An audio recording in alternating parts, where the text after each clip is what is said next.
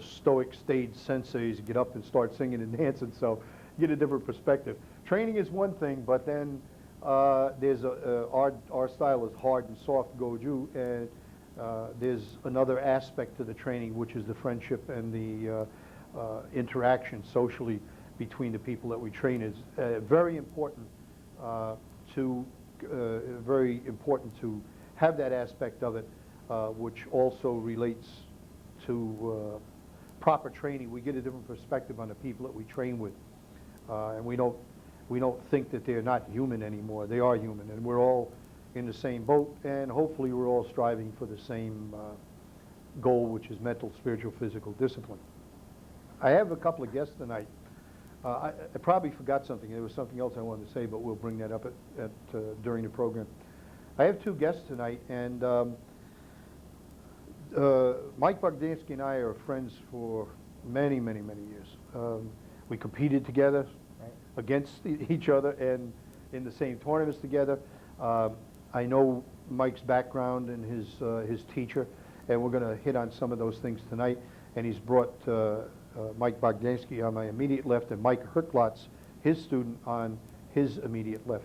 We're going to explore the art of Tang Soo Do. And as we go along, we're going to make differentiations, and I don't want people, these are not criticisms, they're just to delineate style or preference of style within the Korean systems. I'm going to start out and give a little bit of background, and then I'm going to let Mike fill in, and Mike and Little Mike. And Little Mike is going to give you his perspective on training as a junior student. When I say junior, I mean in age. And Mike is going to give us a lot of background on the old days in New England and Tang Soo Do. Mike's instructor originally was Bob Chizik. And Bob Chizik is a pioneer in karate in general in New England, and specifically Tang Soo Do. And one of Bob's training dojo mates, or training mate, dojang mates, sorry. Dojang, yeah. He's a little bit different terminology than we do. Dojang mates in Korea was Chuck Norris. They trained together. In fact, Bob Chizik likes to point out that he's Chuck Sr. That's right. And he doesn't let Chuck forget about it either. Bob is pretty much responsible for the development of most of the well-known people in the New England area in Tang Soo Do. And some of the people have branched out on their own, which is exactly the way it's supposed to be. And but Mr. Chizik is still teaching and still very, very visible on the New England scene. So one quick thing, as we're going along, I want you to keep in mind that, and this is something that I know I have to bring out, and I'm sure if I didn't, you would. The Tang Soo Do people are very adamant about delineating Tang Soo Do from Taekwondo, and not in a bad way. That isn't meant to be in a bad way. They're just very proud of the Tang Soo Do heritage. Tang Soo Do is very, very old. I'm not sure. Maybe Mike can fill us in on times and dates. I'm not even good at that at what I do, so I have trouble remembering my kids' birthdays. But Taekwondo, at least to my limited knowledge of it, is a fairly recent innovation, and it's pretty much more of an organization than it is a style. Right. I think there's a lot of old Korean styles involved in Taekwondo, Mudu Kwan, Hanmu Kwan, Cheongdo Kwan, right, etc., and some Tang Soo Do people. So without further ado, I would like to introduce formally our guest for tonight, Mr. Mike Bogdanski, who's a 5th degree black belt in Tang Soo Do, and Mike Herklotz, who's a 1st degree black belt. I said I think I'm going to have trouble with that name, and I pulled it off. Good job, sir. Okay. Thanks very much for having us down here. Really my appreciate pleasure. it. Being that now in the 90s, we're all more brethren than we were probably years ago, where we were very stylized. My style was the best, your style was the best. And now we realize that we're all in the same boat together, and we're always working together to better ourselves and better our styles.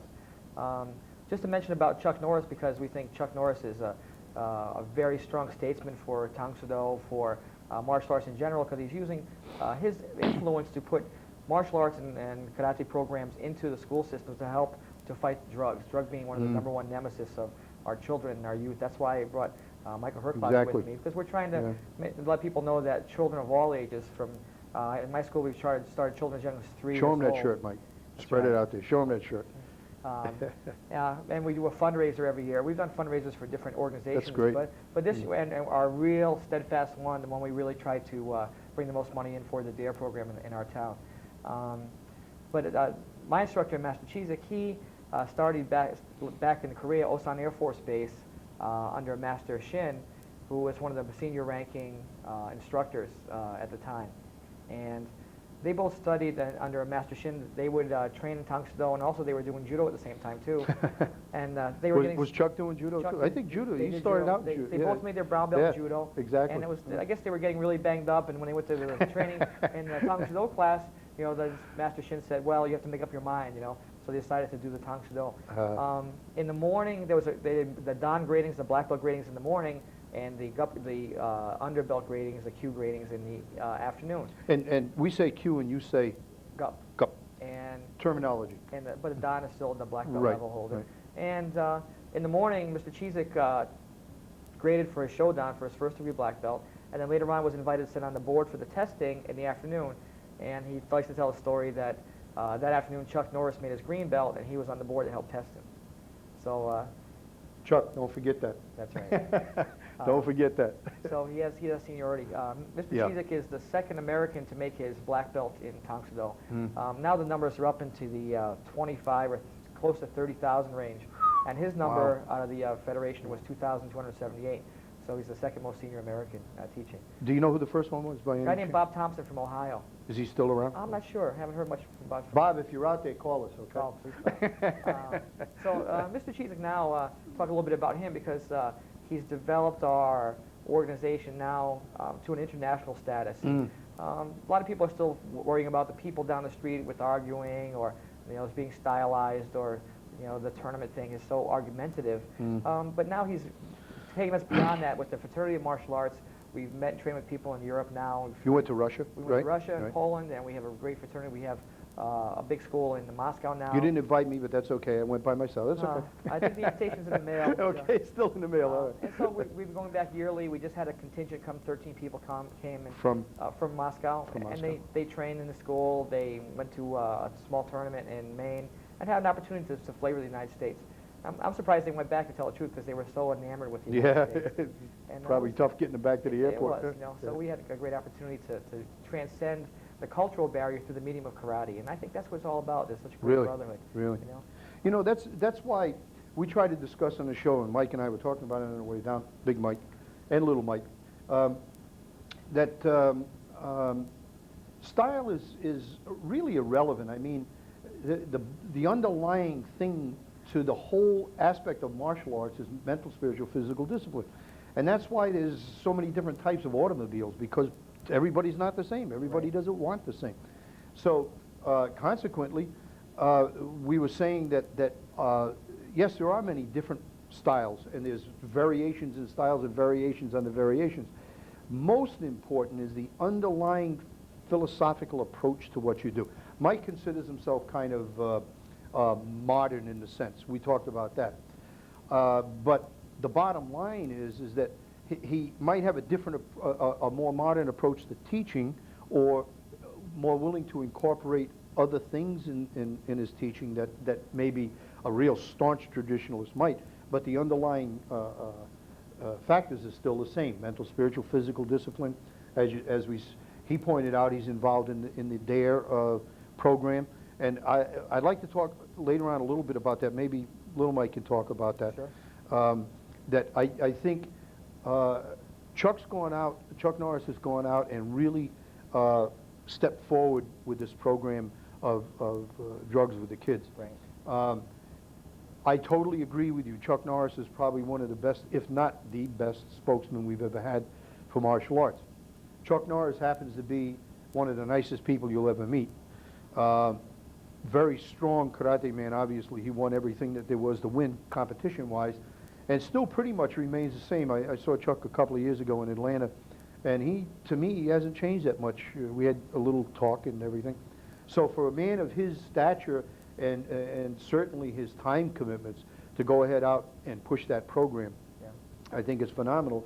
And I think that if whoever's watching in the audience, martial artists, doesn't have to be a martial artist either, that it's a program that certainly needs to be looked at. And karate, whether it be Tang Sudo or Goju, is certainly a way to develop that attitude, that And protective attitude. a lot of people don't realize that beside the physical aspects, the kick punch part of martial arts, that's not the part that's going to help the people to develop the strong will and the strong determination to fight. Exactly, drugs. exactly. But in our school, we're doing a lot to build people's self-confidence and self-esteem, where if a person learns, say, the sporting aspect of martial arts, they can learn now they have the confidence to win a situation, so they know they don't have to bully someone. Right. So that's confidence to go either yes, I can fight, or no, I don't have to fight. But they can make the decision because they have the confidence, and that's such a big thing. Self-esteem is a big thing now we're dealing with. I'm fortunate because I have a bachelor's degree in psychology and a master's degree in school counseling, which that background has helped me become a better martial arts instructor. I think that because we're working on an individual's personality, on the psychological aspect, and we talk about the mind, body, and spirit connection, it's very easy to train the body because we can see the results very easily. Sure. But the training of the mind and spirit are very elusive to try and measure that Exactly. that gain. But little by little, we make those gains, we make those inroads. We see people smile more, we see people stand up straighter. We feel that people conduct themselves in a very positive manner. And that's how our whole teaching style is in my school. And I have an excellent staff of instructors that also copy that Reinforce, same style. yeah, Right. reinforce. So the same thing too. We have the same goals in mind, but because of our personalities, we take different avenues to get there. Sure. But through martial arts, like our style is Korean martial arts, and we think we're traditional Korean martial arts. Like we said, Taekwondo, pretty much in the last 20 or 30 years, has become more the sporting aspect. They're pushing for the Olympics. Right. Which is fine. I mean, that's another. It's right, and we do integrate the sport karate aspect into martial arts into our school, but it's not always the point that being the winner is important as long as you give your best. Right. effort. It's not the end all. Not the end all. It's another thing Right. that you can use to develop your character and your spirit. Right. And we have, at the same time, as well as having some people, I've had nationally ranked people in my school as students, and they've excelled in that field of sport karate. But also the people that don't choose to go, it's fine with me because I've seen people and that were the champions, and when their sports career came to an end, so did their martial arts Finished, career. And I think that martial arts... Seen a lot of those, haven't you? Yes, have quite a few. Boy. Can have a lifetime. Whatever happened to, Right. where did so-and-so go? Right. Yeah, Where they go? exactly. Well, they stopped winning and they stopped... Right, because that was the end all for training, them. right. They couldn't take it any further. And myself, I'm training, next month's 23 years in martial arts, and I'm still looking for the ultimate kick and ultimate You're a punch. youngster. So it's nice to be able to see that people do want to see a positive career through martial arts, a positive avenue of pursuit where they can keep training. Young or old, doesn't matter what age. I have people in my school 40, 50 years old. Long-term thing. Right, and as long as they give it their best effort and they're enjoying themselves and have that positive determination, they're able to continue making themselves a successful person. Absolutely. And that success is what we're always looking for. And the success is basically achieving your goals that you set for yourself, not goals geared on somebody else's progress and so on. Right. And like you say, you have older people. I've had older people training with me. When I say older, I'm talking about, in their 40s or 50s and so on and so forth, and they became very productive in the dojo. So you want to see little Mike still training when he's about 35 or 40, and he's got his students coming up, and That's right. Well, I have my son here sitting in the studio, and I tell him, I said, we can't bring him on, but what's his name? James. James. He's here, and Got this hat on. Really, and wish everybody could see that hat. I have tell Michael, I say, when you become older, and we do. He's now, you're 12 years old, and he helps teach the children's classes. He's a great assistant. He's very motivated. He knows how to pick people up when they need a little bit of a boost or encouragement, because I think it's been very encouraging for him in martial arts. He's not a shy person, but other times he could be shy, although it's not his nature, and he has exuded a great amount of confidence. I think the martial arts has been a great positive, has had a great positive effect on him. So I tell him, well, when you get a little older, you can train my son, and you're the next generation coming, and he'll be the next generation, and then then someday it'll be his school, like I know you told me about how you feel about your son. Yeah, my son Chad is doing really well, and aside from the fact you always like to see students progress, but there's a little added when it's your own. That's right. But let's get little Mike in here. He thinks we forgot about him. Little perspective on what we touched on before. Again, very important. And I'm glad that you brought that shirt down, because a lot of people are going to see that and you know, really stick in their mind. DARE, and that stands for? Drug Abuse Resistance Education. Okay. And resistance, I think, is a key word. It has less to do with being able to beat somebody up or what, as Mike pointed out, has more to do with making the right decisions and have the courage to make the right decisions. And both of us feel that that's exactly what proper training, and again, I've emphasized in this program more times than I care to, and I'm going to keep doing it. All karate is not the same. Anybody can open up a school and hang a sign up. So I would suggest that you be very careful where you go and where you spend your time, especially as it pertains to children. Mike, Herklotz, I'm going to say that again so I make sure I get it right. Give us a little bit of your background, when you started training, and I'm interested also, I want to know why you started training. What brought you to the dojang, and did you know about Mr. Bogdanski and go directly to him? My dad had a private practice at home, and I had Your father's a doctor? Yes, and I had met him through there, and I found out that he had a karate school. And Excuse me one second. You were teaching his father privately? No. No. You said he had a private practice? He had a private practice as a physician. Oh, sorry. Okay. I didn't want to confuse. I'm sorry. Go ahead, Mike. And so I met him through there, and he had told me that anytime I wanted to start karate, to let him know, and we'd work out schedules and that kind of thing. So when I got into second grade, I kind of figured, you know, it'll help me get in shape, but it also helped me mentally, physically, you know, just about any way. So with your schoolwork and right. social activities and everything It's else? brought up my grades a lot. Really? That's great. Not really, I know that, but that's great. I had A's and B's and some C's, and now I'm A's and B's and A's. Oh, got rid of the C's, huh? And we basically, I just joined because it seemed a lot of fun, and I know it was work, but it's a goal.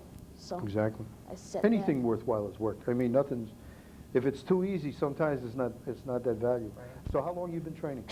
I've been training 6 years. 6 years. 6 years, August 28th. Good. And you're what now, 12? I'm 12. So you started early age? I started at 6 yes? years old. When he first started in school, I remember his first classes, he couldn't touch his toes. His flexibility was practically non-existent. And now he can do a full split with no problem. You know, so on the physical end, I know he's managed to do a great deal of, make a great deal of progress. Sure.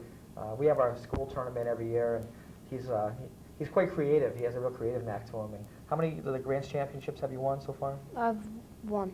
Just one? Okay, I thought it was more than one. But very, very exceptional and creative, doing musical forms or creative forms. He's a very well-rounded student. Like you said, the physical thing to see him do a full split that's obvious, but the other part of the mental development where you say he's an instructor in the school and he deals with kids, that's the other part of it that manifests itself when you actually see him now exerting himself in an authoritative position and at a young age. That's good. That's really good. He has an exceptional amount of maturity. Ever since he started, you know, he's managed to make that maturity grow by leaps and bounds year to year. And he does conduct himself in a very mature manner. Great. And a very positive manner. And he's very reinforcing for the children. They can see him. I say, we'll see him. Well, see me. We started. They can't remember, you know, thinking I was a white belt. You know? But they saw him. They said, Exactly. those pictures. He was a white Right. belt. He was a green belt. He was a red belt. And Started now he's a out the black same, belt. So yeah. he's a product of the product.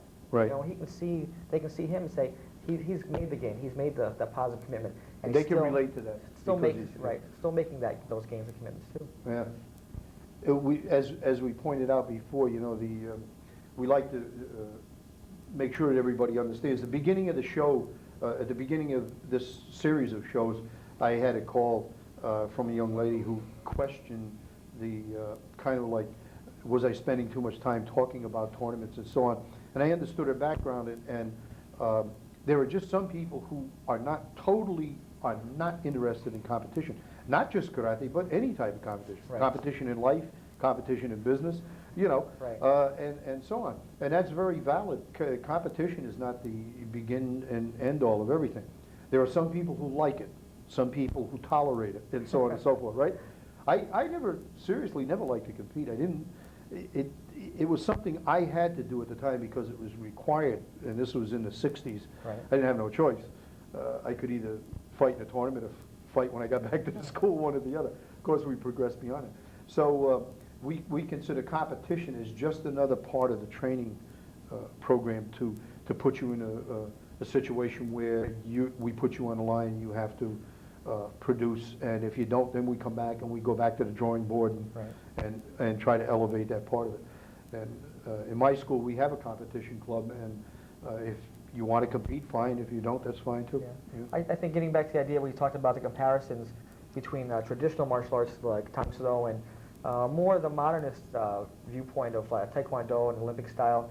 I think when they go in, their idea is we have to train hard enough to be able to be competitive, to go to the tournament, to the whatever meet they're having, and that's their goal. But our goal is, like we talk about Karate Do, the way, and Tang Soo Do has the Do at the end. The path we follow is a traditional way to enhance the betterment of the individual, to make them a better student, a better son, a better martial arts student, or whichever facet of life they're in. General, yeah, and just to make the better person, because we want to make sure that because it's a lifetime journey. Success is a journey, not a destination. I have a little plaque on my desk for one of my students. And so we're always looking to make ourselves keep track and monitor ourselves by using these guidelines. In our style of karate, we have tenets and codes that were designed by a group called the Hwarang Warriors. They were an elite group during the Silla dynasty of Korea, and they were like the elite guard that guarded the emperor of Korea at the time. And they wanted to be an elitist group, not only physically but mentally. So they made these codes to live by, and they're codes that we still find viable as far as to make ourselves better individuals. A conduct code of how right. to. And The Japanese they call it Bushido, or right. probably along the same lines. Probably. Yeah. And to use this as reinforcement, you mentioned about goal setting. We have a lot of short-term goals and long-term goals. And the long-term goal would be when you first come into school, say, we're a black belt school, and we want you to become black belts. So that's a long-term goal. But like the ladders of success, and we have ladders or steps of success going up by the GUP level, step by step. We have a 10-level system. And so those are the steps up. So we set the short-term goals, and you're able to achieve them. It's like, I want to go to California, and if I start walking there, I'll get there someday. But, at first, we need to get to the next town, the next state, and those little goals are very easily obtainable to help you gain reinforcement and believe that I can have that I can attitude. That's what we really want to project in the school. That's just to inject a little levity. Stephen Wright, the comedian, says anything is within walking distance if you got the time. Which is basically what you're saying. If you're willing to put the time and effort in, it might not be today, tomorrow, but it's somewhere down the line, and all you got to do is do your part of it, and the results will come. Little Mike, let me ask you, I know that a lot of problems in the schools, and everybody wants to point a finger, and I'm not so sure where the finger should be pointed. The Chinese have a saying, when you point a finger, there's 3 fingers pointing back at you, so maybe we should look introvertly rather than outside to solve the problems. And as you and I both agree, that we think karate, specifically karate, not to exclude other martial arts, whether it be Korean or Okinawan, is definitely a way to do it because of the value system that we set and the strength that we try to give the young people to, and I don't want to use that, to me, my own opinion, just say no is just really not the answer. You can't just say no, you got to have the strength to say no and to back it up. Absolutely. And it doesn't mean punching and kicking, it means the conviction of yourself. Right. So Mike, let me ask you something along those lines. And I know, I don't care what level of society you're in, whether it be ultra-rich, poor, or whatever, you run into basically the same problems. Just maybe on a higher level, more expensive than the other. Do you find, like, with your training, which we discussed before, that certainly brought your grades up?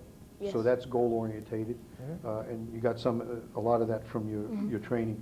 How about in dealing socially when you're approached and people want you to, oh, come on, man, this is cool, this is, You know, it's tough to say no, and it's Yeah. tough to walk away because you want people to like you and you want them to accept you, right? How do you deal with it?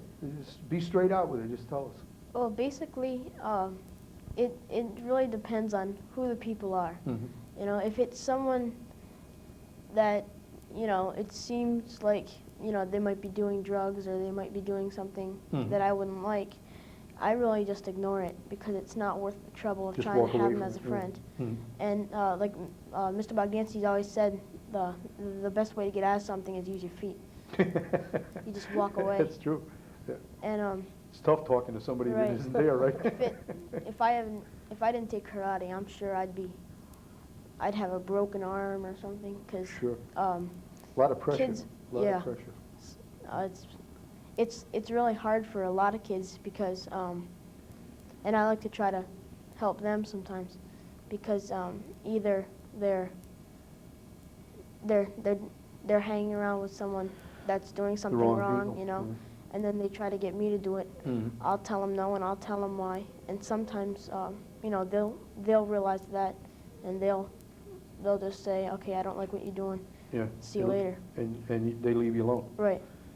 See, I think that's an important point that he's bringing up is that the peer pressure is always great. I don't care whether it's when I went to college and you wanted to belong to a fraternity, that was acceptance, that was being part of the group. And I'm not so sure I'd want to do that again. Right. But at the time, you know, of course it had nothing to do with what we're talking about, but basically along the acceptance lines. And when you're very young and you want to be liked and be accepted and be part of what's going on, if you look to the wrong role models in school, that's when you start going down the end of the line. And I think what little Mike's saying is that you want to be accepted, but make sure you're accepted by the right kind of people. Right. Being accepted by a druggie or being accepted by a dunce who can't get from one place to the other on his own and wants to drag you along with him, I don't know what kind of acceptance that is. And what Mike is saying, that when he's approached by that, he just walks away from it. If they don't like it, well, they don't like it. Right. And he's looking for quality relations with people that are you know, when I say going in the right direction, I mean with the proper attitude and the proper thoughts. That his karate, his training gives him the strength to say, I'm not interested in you, and walk. And also, like in the Oriental symbol, and people have yin and yang, or in Korean it's and yang, the oppositeness, you know, or Right. complement of each other. And whenever we talk about concepts, we talk about nutrition or dental hygiene. We talk about all these things in our children's classes. Mhm. And when we talk about the positive aspect, we also want them to examine the negative aspect so they can draw comparisons. And it's true. Exactly. So we can always use the philosophical aspect of martial arts, but bring it right into the home or into the class or into the job or into a relationship and say, you know, if this is good, why is it good in comparison to something that's the bad part of it? Right. You know, so we can always draw comparisons that way. So at least he'll have the opportunity, I think, to make the choice. If he knows this is bad, well, why is it bad, and what would be the good part of it, so we can make the comparison. That's a real good point, because I know in our style in Goju Ryu, Okinawan philosophy is very, very, as Tang Sudo is. Originally, our style karate, the character kara meant China. And in Tang Sudo, Tang means China. Right. So the influence is Chinese. And being that it's Chinese, what Mike is referring to is what we call the balance. In other words, you have the extremes and then you have the middle line. And I think it makes a lot of sense to me that in order to really appreciate good, you really got to know what bad is. Right. Otherwise, you have no point of reference. I'm trying to think whose quote it is. Mine. Probably, no, a different quote. A different quote. You can't appreciate being really rich till you've been really poor. Oh, yeah. You know, so it's Yeah. the two ends of the spectrum, so you can see both ends. We've both been to Russia, and I take a lot of things for granted, and I didn't take them so much for granted when I came back. Unbelievable. Being able to walk into a 7-Eleven or no plugs, I'm sorry, a convenience store or a grocery store. When the Russians were here, they walked into Stop and Shop, and they were just dumbfounded. Right. They couldn't believe Right. that our shelves are full to the brim. I went to stores in Russia where they stood in line for 2 or 3 items for 8 hours, you know, and there's huge department stores with nothing in them. Yeah. So when you get back and you go down to the local convenience store and you walk in and grab milk and bread and this and that, Yeah. consider yourself lucky, because Yeah. a lot of people can't do that. Yeah. So it's a good point to bring out. It is. We're not getting any phone calls. Mike's going to take that very personal and think you didn't want him here. I told all my students to call. Okay. I think you're going to have to talk to Mr. Bogdanski about nobody. No, we like to hear from you, and we like to know your opinions, so that way we can know this show is geared toward our audience and what they want to see and what their interests are, and that's why we've had Kung Fu on, we've had open tournament type of thing, we've had Tai Chi, now we have Tang Soo Do. We're going to have next week, hopefully, if it still works out, a gentleman who's coming in to talk about the healing arts of Oriental healing arts, and he has a practice, I think, not really sure where it is, but we'll find out next week. The Oriental healing arts of moxibustion, acupuncture, acupressure, shiatsu, and so on. Be very, very interesting. So the idea of the show is to bring out these points. What I'd like to do to make sure, we're okay for time, but I'd like you to talk a little bit more about DARE, and maybe you could, if you have the information at the top of your head, how people can get involved in that. And I think, and I've said this before, when you walk into a karate school, the bulk of the student enrollment is children, and we benefit a lot from that. So if you're a teacher, or you call yourself a teacher, or you run a school, and you benefit from the financial end of having kids in your school, then you owe it to the community and to your kids to maybe take a second look at DARE and get involved in it. Let me grab this call first, and then... Hi, Karate Do, thanks for calling. Hi, can I speak to Mike Bogdanski? He can hear you speak. Hi, Mike. Yes. Elizabeth Williams. Yes. You said you look beautiful. Thank you. Elizabeth Williams is one of my deaf karate students. Oh, really? Oh, And, that's great. how does she like the show so far? Did she read my lips, or am I talking too fast? She wants me to talk to her so she'll know. Okay. Elizabeth Williams has both her children in the karate school, and now she's helping to become my teacher as a student, because I feel now I'm inadequate as an instructor because I can't do sign language. Sign language is a universal means of communication. There are no accents or language barriers, so now she's helping to enhance my martial arts instruction by prompting me to become a more well-rounded instructor by learning sign language. So I have a book, and daily I'm trying to learn a new sign, like she may learn a new technique or new concept, and I'm very appreciative to her to have her as a student. I feel very fortunate. That's great. Does she enjoy the school? Yes, she does. Do you want to talk to Harold Williams, her son? Sure. Sure. Do they have any questions for what we've been talking about? I'll talk to you after. Little Harold wants to talk to you. Okay. Put a little Howard on. Hello, Mike Bogdanski. Hello. How are you? Good? How do I look so far? Pretty good? Yeah? You look like Mr. Herclaw. You like Mr. Herclass? Yeah. Do you think someday that with your karate training that someday you might be able to be on a television show? I think I would never be on a television. I think you underestimate yourself. You know that we're always positive thinkers, and if you really wanted to, then you would find a way to get on television. I don't know a way to get on television. Little Mike told me on the way down, he never thought he was going to be on television. Look at him now. He's got a fan club here already. He's starting a fan club. Yeah. Well, thanks for calling. We really appreciate it. Thanks. That's great. Interestingly enough, I taught 1 year, actually, I guess it might be a semester. I don't know how they do it. I taught judo to the National Theater of the Deaf at, right. Don't sit there, help me. New York? No, at Harkness. Harkness, okay. Yeah, National Theater of the Deaf. And that was an experience, and I found myself in the same situation. It's- And they signed me, they gave me a sign, and I can't remember it because I would throw people. So it was like this or something. It was really good. Hi, Karate Do, thanks for calling. Mr. Merriman. Yes, sir. I had a question, please. Okay. Have you infiltrated the Parks and Rec commissions in the community in regards to advertising, I should say, your product? I'm on a Parks and Rec commission in the community, and I don't recall, being in contact with people in regards, to karate. Really? Yeah. I may, I may suggest, if you will, that, maybe you could, find a little time to attend some of the meetings in the community with the Parks and Rec commissions, Sure. Maybe speak to them in regards to your program. I'd love to. If you could do me a favor, because I don't have anything to write on, Okay. if you could call my school and talk to Lil Okay. and give her the information, I'd be more than happy to. If we could set up something, we would definitely donate some time to maybe help some of the kids that can't afford regular karate classes. We'd be more than happy to do it.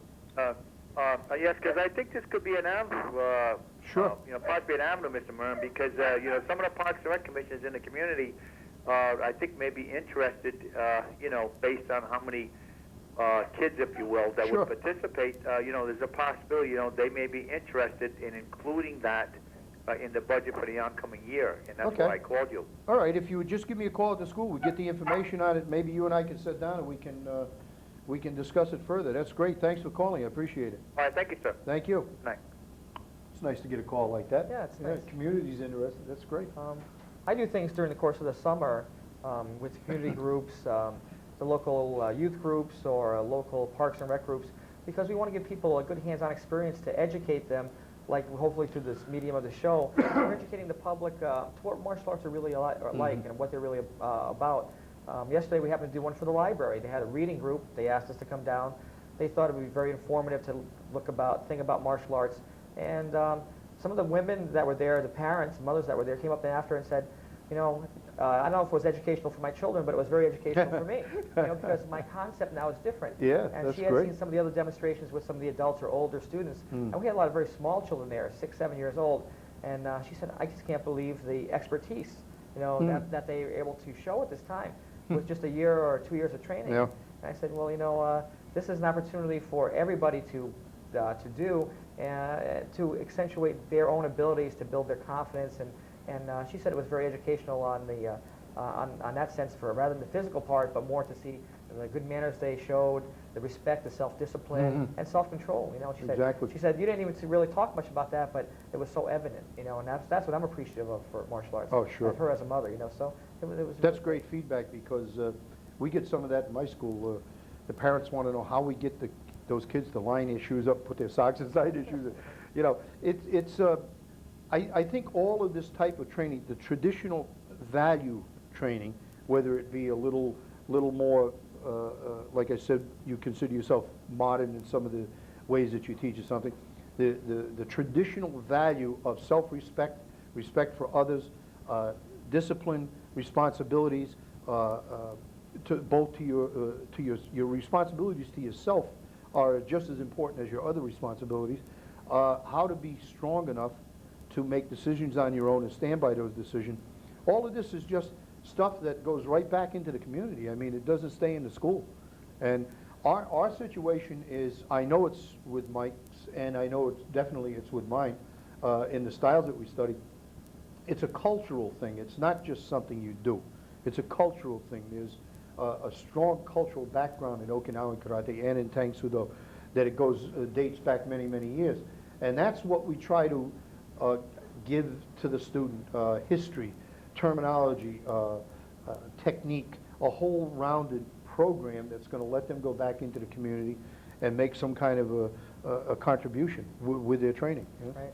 One of the big things now in the schools, they're doing, because of my degrees in school counseling, they're doing multicultural counseling at a very young level, kindergarten and first grade. And I always try to infuse the idea of, through my experiences, I've traveled to the Orient, I've traveled to Europe, that we're able to see that we're all the same people, and that cultures, because they make us different, don't make us that foreign to each other. So people can appreciate the Korean martial arts traditions because the Koreans had certain ways that they were brought up for certain reasons, but we can help appreciate their positiveness and those learning things to help infuse them into our culture and make us bridge the cultural gap through these experiences. Sure.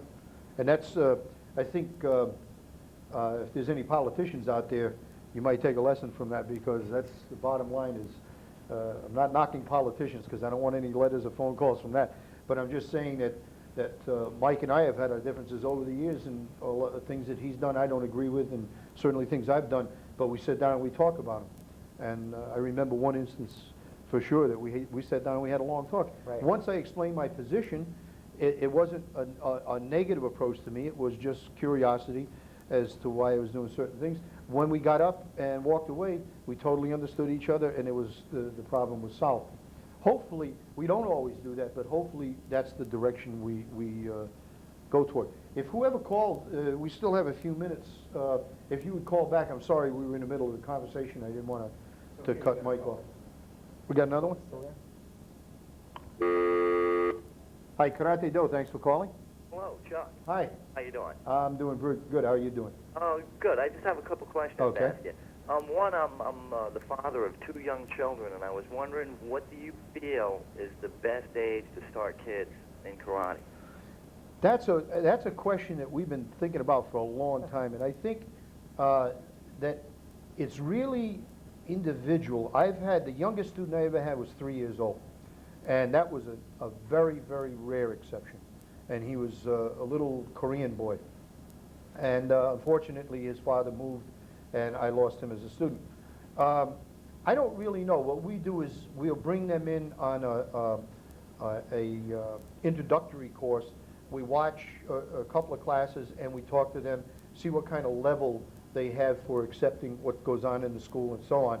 And at a very early age, there's a lot of work to be done as far as attention span goes, and we play karate games with them. Games meaning that it's karate exercise geared toward enhancing the hand and eye coordination, the attention span, knowledge retention, etc. So we try to get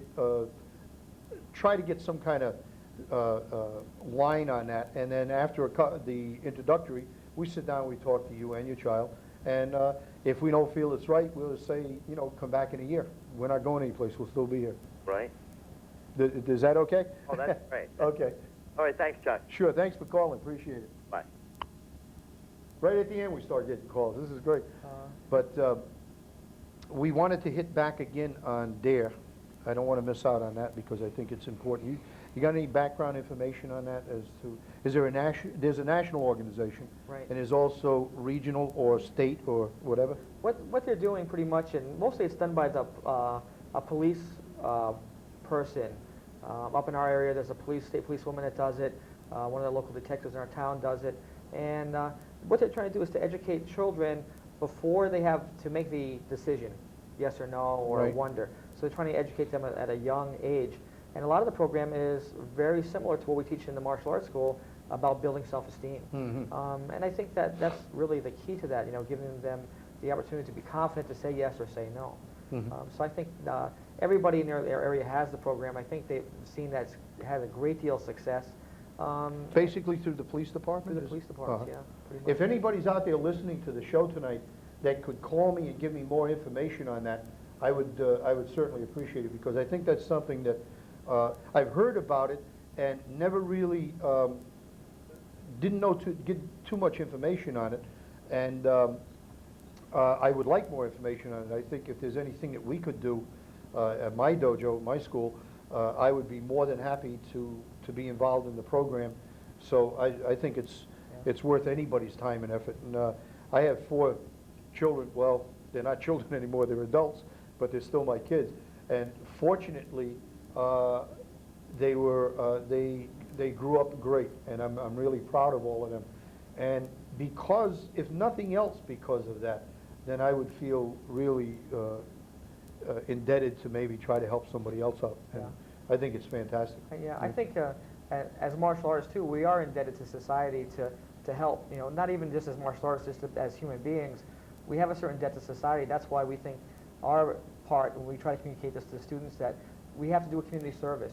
And that's why Exactly. we get involved in the DARE program, make all the children and adults go out and help to get the money help understand the program better and why it's such a good program, and then see the work it takes to fund it. Our program doesn't have any federal funding. It's all been cut, and we fully fund the program through all That's donations fantastic. in our area. That says a lot right there. Because a lot of times when the federal funds are going, that's a good excuse to stop. Yeah. But when you look